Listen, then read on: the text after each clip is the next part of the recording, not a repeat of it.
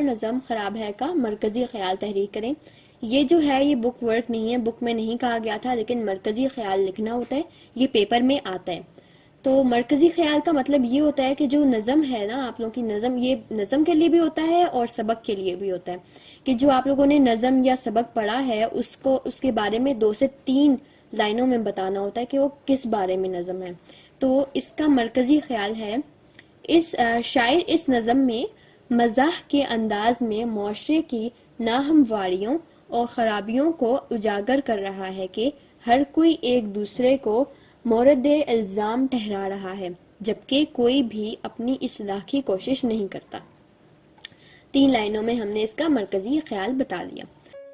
اگر ابھی تک آپ نے ہمارے چینل کو سبسکرائب نہیں کیا تو آپ سبسکرائب کر لیجئے تاکہ ہماری ہر نئی آنے والی ویڈیو کا نوٹیفیکیشن سب سے پہلے آپ کو ملے۔